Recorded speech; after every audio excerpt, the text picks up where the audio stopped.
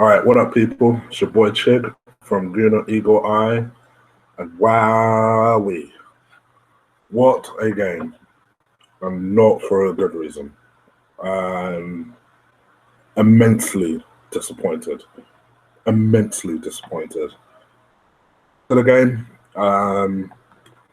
literally a last-minute surprise by my sisters, actually, who suddenly came across some tickets.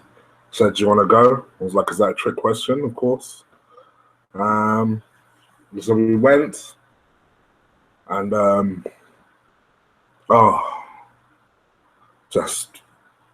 was just a really difficult game to sit through. I knew it was going to be,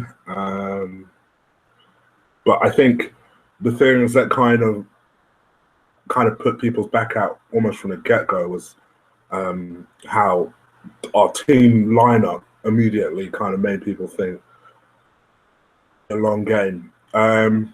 So just to give people an idea of what Arsenal's team lineup was, it was Bellerin, Czech in goal, Bellerin right back, Holding and Chambers in defence. Kind of figured that would happen. I'll get back to those two in a second. Monreal, then you had Theo on the right. Then weirdly you had Coquelin and El Nene in the middle, which to me was like, okay. Then on the left you had Iwobi. In the number 10 role you had Ramsey, who you know what you're getting with Ramsey. And then up top you got Alexis. From the get-go, first half, I felt like we were in it at least. We were competing. We were doing things the way you would expect them to be done. We were battling. I thought it was a good first half from us, actually. All things considered, held it together for, I think it was like 40 minutes. We got a penalty, which Theo missed. I'm surprised Theo took it, to be fair. I'm surprised someone like Alexis is not taking our penalties, but okay. But then Theo made up for it in the end when he scored a goal. So it was like, great, fantastic. And then then they equalized, which I kind of felt was coming because I felt like kind of towards the end of the first half, I felt like they started to come back into it a lot. And then they equalized. I can't remember who scored the first goal. But I thought to myself, you know what? It's not as bad as it could have been. As you guys know, I predicted 1-1 from the get-go. And it was kind of, as she wrote, it was pretty much as I kind of predicted it would go down. And then the second half happened. I don't know what happened. Got completely overran, completely dominated, completely bitched out. Everything that I said in my previous show with Robbie Richmond, I hope you check that out. Everything I said in my previous show, and Robbie said in his previous show, about us being, about us kind of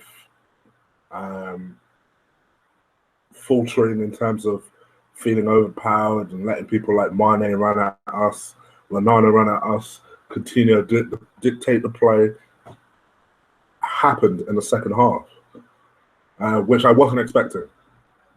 And then before you knew it, you blinked and they were 4-1 up.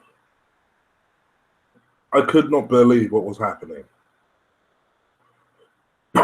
Then grabbed a second, and Chambers grabbed a third, and then we tried to push for the fourth, but it never quite happened. And it's just, you could just imagine how toxic it is in our fan base at the moment. I watched DT's video, and he was spot on.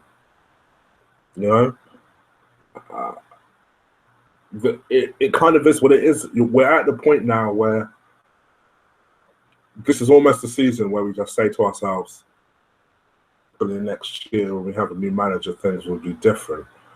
I've said it before, I'll say it again. Our biggest signing between now and in a year's time isn't a Lacazette. It's not a Benzema or or Draxler or anyone like that. Our biggest potential signing. That's the only way that you avoid these types of things happening. All this dithering, and it's so painful to watch because it's the throttle banger for putting us in a position where every single season we're laughed at as fans, we're laughed at as a group. You know, I shit you not, who go onto Arsenal Fan TV have subbed on me. They are not an Arsenal fan at all. They're literally there to watch us bitching and moaning. Somehow we've turned into that club. I don't want us to be that, but it gets to the point where people outside of the Arsenal bubble won't understand. You know, I've had people like Stel tell me, I've had people like Robbie tell me, I've even had people in other workplaces tell me, you know what, I don't why Arsenal fans are so mad. You know, you guys finished second last year, and you get Champions League football every year. For me, it's very, very simple. And the best way I can describe it, as over the top and as dramatic as it sounds, this is the best way I can describe it. It's like being the victim in a con trick. Like, I think most people would be prepared to pay what it takes or what they can afford for quality. I don't care what it is. I don't care if it's football. I don't care if it's clothes. I don't care if it's trainers. I don't care if it's a car. Generally, everybody has that one thing they're not prepared to compromise on in terms of quality. Weirdly, my one is bacon. No value brand bacon. It needs to be quality, and it needs to be smoked bacon. That's just me. And the way I kind of and you're probably sat there thinking, well, what's bacon got to do with Arsenal? Let me get back to it. Every single year, we pay the highest season tickets, the highest day tickets. I haven't been to watch Arsenal probably for about 6 months until today. I want to, but because literally too expensive for me to go. So I'll follow on the TV when it tends to be on, and I'll do what I can to see the game. But generally, these tickets are so high. So when you do pay money for these tickets, you expect in exchange to be given quality. Do you know what? There is not one single Arsenal fan that would be complaining now if Wenger had addressed those issues. Or let me correct myself. The complaints would be a lot less. If we were sat here today with a Lacazette, who I'll get back to, a Mustafi and a Xhaka, and they all started in the game, and maybe we didn't win that game with those three in the squad, but let's say we didn't win, I think most people will say, all right, well, it's first game of the season, let's not get over the top. Players are still getting to know each other, still doing this, still doing that. Wenger hasn't bought anybody since Xhaka. So, with Xhaka, who didn't even start, by the way, you have essentially, and Chambers, who again I'll get back to, you have the same team that was there for a majority of last season. So he doesn't have that excuse. He doesn't have the excuse of, oh, you know, they're still learning each other's trade, he's still doing this, he's still doing that. We are, and being the finished product is unbelievable. And in a game in a game where we were getting completely and utterly overran by people like Mane, who, fair play to him, absolutely ran the show for Liverpool. He was fantastic. You had Lallana, you had Firmino, and they just overran us exactly the way I predicted, exactly the way Robbie Richmond predicted. And it's just crazy to me that we wouldn't have someone with the ability of Xhaka in that team. You tell them your job is stop the overrunning and thread passes, because our passes were woeful today. They were woeful today. And speaking of things that were woeful, I don't normally put certain players on blast.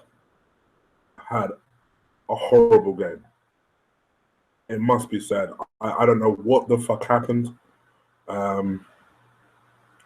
He didn't make his usual penetrating runs. He wasn't normally as attacking. Mistakes, kept giving the ball away. Crossing was woeful. Needs to improve. Because on that evidence, fucking start Debussy ahead of fucking Hector, as far as I'm concerned.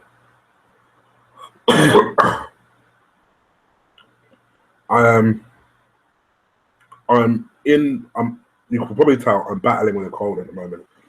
So I'm using the last ounces of speckles of voice I can to kind of get over my frustration and anger at the bullshit that is Arsenal Football Club.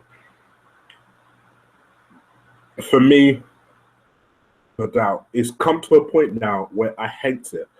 It's almost like, as fans, we almost have to hope that somebody gets injured, or hope that Arsenal, and I'm doing that in inverted commas, that Arsenal lose in order for Wenger to think, maybe I might need a little something more. Wenger, in my view, must do whatever it takes to bring in Mustafi. And then, in terms of a striker, there's a certain French striker today who had an amazing game and scored 3 goals. Know who he is? Alexandre Lacazette. Scored 3 goals. Poacher goals. Striker goals. Finisher goals. And you know what he said even today? He said, there are some offers that are too good to turn down, that are too good for one to turn down. And if one of those offers came by me, he wouldn't want to be the one to turn that down. AKA, he added, but I am happy at Lyon. AKA, if Wenger wants me, he knows what to do to get me. He knows what he needs to do to get me. And if it doesn't happen, then he's happy to stay where he is. If that isn't a come and get me plea, I don't know what is. Why wouldn't you bring someone of a Lacazette quality who can add something to a team that badly needs a striker, not only to a team that badly needs a striker, but to a team that badly needs a lift? My gosh, if Lacazette came to an Arsenal, he would have damn near God. That's how much people desperately want him as part of the Arsenal team. We as Arsenal fans, I don't care what outsiders say, we as Arsenal fans deserve more than this. We deserve to not be conned every single season. We were promised that we would get an experienced defender and a striker. Promised. And I'm not talking about Holding and Asanono, whatever his name is. I'm not talking about those two guys. Promised actual experienced players. And for us to get absolutely nothing and then besmirched on top of it, My gosh, people like Jamie Vardy, despite yesterday's result, must be laughing his ass off. I was like, that's why I didn't go to Arsenal.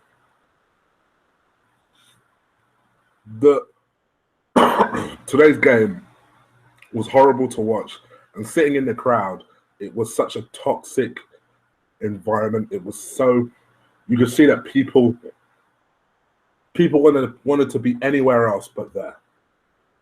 And when the fourth one went in, man, people were leaving in droves. My sister asked me, "Oh, do you want to go?" And I said, I can't physically leave my team. I can't.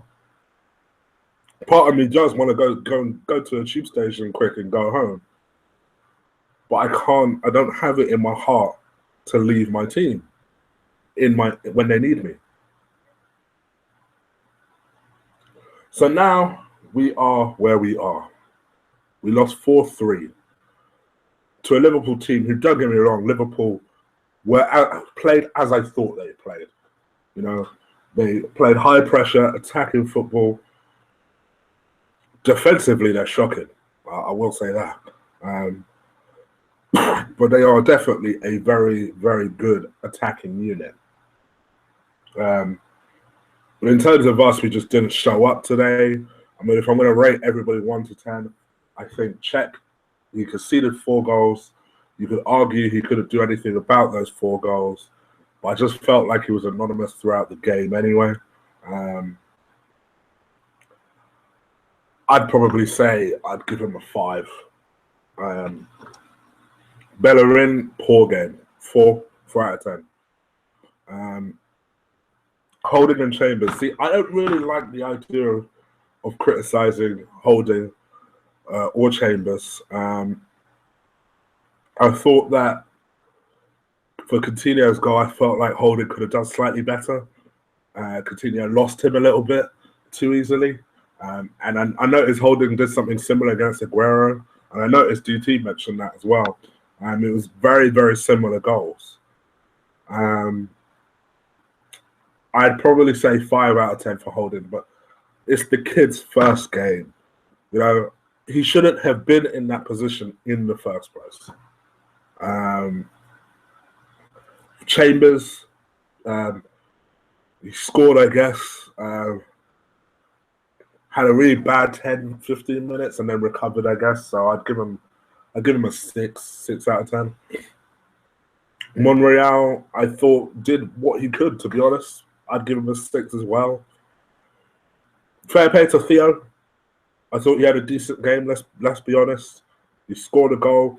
He missed a penalty, but considering he scored a goal after he missed a penalty, he came back well, recovered himself well, did as good as he could. I'd give him a 7. I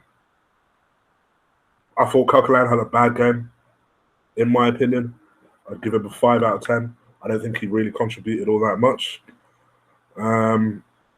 El Nene, same thing. I was a massive advocate of El Nene going into this game. But I quickly realised he wasn't about that life and really kind of was anonymous, really kind of in the second half especially. 5 out of 10. Iwobi thought did okay in spells. Want to really start seeing major performances from Iwobi. I'll give him a 6. Ramsey, you guys know I'm a massive critic of Ramsey. I know a lot of people were bitching and moaning about him. For me, and I've said this before, and I got massively criticized on Twitter when I did. But I want to say it again. I just don't think Ramsey is a creative player. What Ramsey is that player that you give a free role to, and you essentially tell him do what you want to do, just make sure you get a goal. Which almost like a Freddie Ljungberg type. I love Freddie, but you can't be telling me that he had massive influences on games other than scoring, because he didn't. And that's what Ramsey. That's the purpose. They're different types of players, but they have the same purpose, in my opinion. And that's just getting goals. In fact, if anything, he got himself an injury today, another thigh strain. Because you could expect him to be out for 3 months. I thought Santi should have started that game, and Ramsey proved me right. Especially what Santi did once he came on. I'd give him a 6 out of 10, though. And then Lexus up front, who, let's be honest, had a bad game. Really tried, but the man is not a striker. He's just not a striker. He's definitely not a striker that plays by himself. He tried, he plugged away and tried and plugged away and tried, but what can you do? Sometimes you can only do so much. For me, 5.5 out of 10. I think the half is probably being generous, but it's Alexis, so he always does try. He always will run for you. That's one thing I do love about Alexis. Yeah. And then you got the subs. So you got Xhaka that came on, didn't really do anything, and got himself a booking. I'll give him a 4 out of 10. I thought Ox did okay, actually. Looked bright early on. Big season for Ox. Big season for Ox. Got himself a goal. Yeah, I thought he did pretty well. Let's give him a 7 out of 10. And Santi, who ran the show as soon as he came on, has shown that he should have started in that number 10 position the whole time. Got himself 2 assists. Arguably our best player, to be honest. So I'd give him an 8 out of 10. I thought Santi was really, really good. But the manager really tried to take it side the transfer window. If I was to give the manager something out of 10, I'd probably say a 5. I felt like he's probably had the starting lineup I would have gone for, except I would have started Xhaka instead of Coquelin. I would have started someone who would just tackle Mane hard and make sure that Mane is a bit wary of him the next time he comes near him. And I don't think there was enough thought. I thought that the selection itself was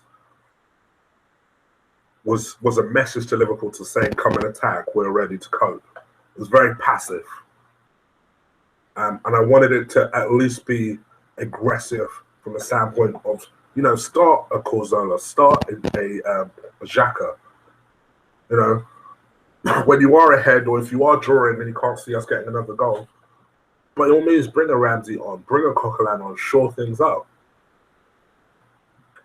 I'm not the one paying 8 million. Yeah, give me half of that. Give me a quarter of that. I'll be able to make these decisions. So, yeah, it was disappointing to see. I thought that the whole game was disappointing to see. If there's one positive that will come from this, is that I'm hoping it makes Wenger feel enough uncomfortable to buy somebody. And if we can base someone to get Chris Hudson to do another rant, that would be helpful too. The last time, well, barring last season, but the last time we lost an opening fixture, Mr. Hudson went on a tirade and it kicked Arsenal into gear. So we desperately need these 2 players. I can't see us buying any more than 2. To be honest, I guess it depends on how soon we sign Mustafi. And if we're able to get that over the line, probably sometime in the next 2-3 days, get him ready for Leicester, because that is now a must-win game.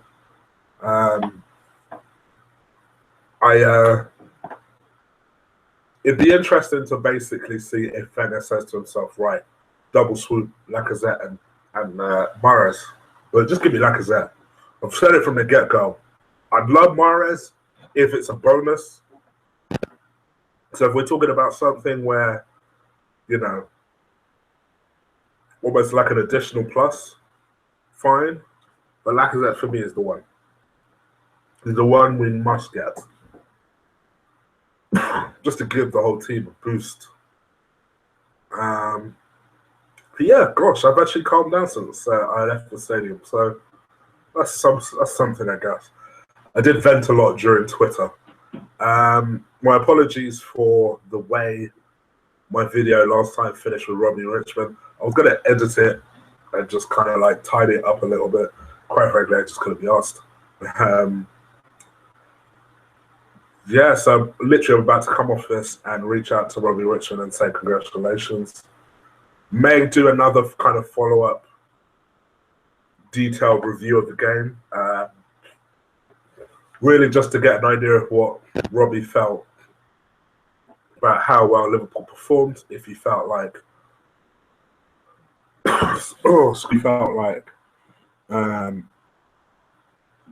you know, was he happy with the defense? I mean, they just conceded 3 goals. So it'd be interesting to see if he had any kind of critique. I was going to invite him on now, but to be honest with you, I'm not sure my voice can keep up. As you guys can tell, I am battling an actual cold. Some will say man flu. I say fuck you. It's a cold. But yeah, I guess that's it really. I guess I had no really thoughts about it because, funny enough, I actually thought I'd be a lot more angry. I guess I'm a stupid optimist, and I could already hear my boy Gallus listen to this thinking, oh my gosh, this motherfucker is optimistic now. I'm optimistic that I think this loss, combined with pressure, combined with what I've seen Wenger do historically when he is under pressure from the fans following a loss, that I think he will buy someone else other than Mustafi. I think prior to this game, that Mustafi deal was up in the air. You can't concede 4 goals at home. I mean, just to put it in perspective, we scored 3 goals at home and we lost. I mean, I mean, if that doesn't scream we need a defender, I don't know what does. So I'm fully expecting us to buy that defender. I am fully expecting Wenger to make a push for a Lacazette. I think he is attempting to manage expectations because he doesn't want to be seen to fail. And then if the transfer window does close, I will do a review of the transfer window, which will be an epic video. That will be an epic video because I'm determined to get a couple of the fellas, and I'm determined to get a certain female friend of mine on. I'm going to work on her actually, because I know she's still a little bit apprehensive about doing these videos. But I think that will be an epic, epic video. I'm expecting the most views from that video. But yeah, that's it. Sorry about how lackluster this is. I don't think I've done too badly considering my voice is going. Definitely going to have to text work in the morning because voice is seriously going. Plus, screaming and cursing people out at the stadium didn't particularly help. Already had a cold going into that game. But yeah, thank you guys. Sorry if I did rabbit on and I wasn't my usual kind of aggressive self. But I'll do another review this time with Robbie Richmond, hopefully where my voice is feeling a little better. And Ashdal was really kind of involved and tweeting us a lot last time. I'll have him on as well and get his opinion on United Bournemouth, who also played today and won because of course they did.